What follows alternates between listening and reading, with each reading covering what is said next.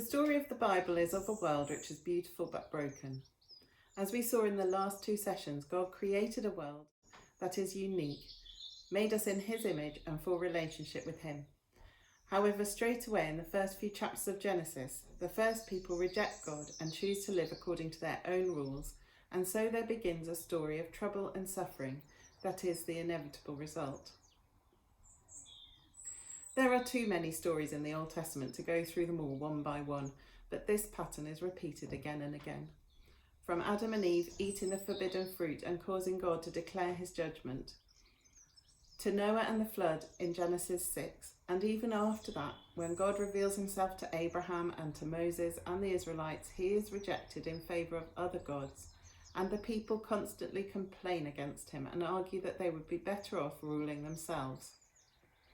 Even after the Israelites have freedom and a good land to live in, the promise of great blessing, over and over again they reject God, as is summarised at the end of the book of Judges, which says, "In those days Israel had no king, and everyone did as they saw fit." Putting ourselves and not God, who created us first. This is the world we live in. Treasure, beauty, goodness and love, but damaged and broken by selfishness and pride, which is what the Bible calls sin. And because of his holiness, this ultimately leads to God's judgment. In the midst of this, the Old Testament is full of amazing promises that God wants to rescue and forgive.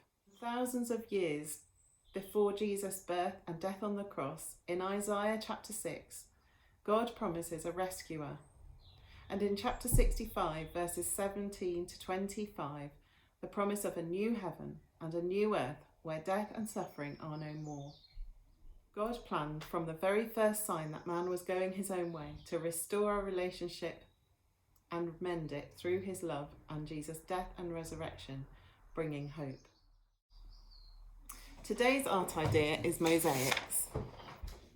Mosaic is an art technique that we can try at home, either by using broken tiles or crockery, or even stones and pebbles if you have some tile adhesive handy, or by using painted paper or cut and torn pictures from magazines. You'll see some of our ideas here for you to try. I thought of doing a heart, but you can make any picture with broken pieces of a mosaic.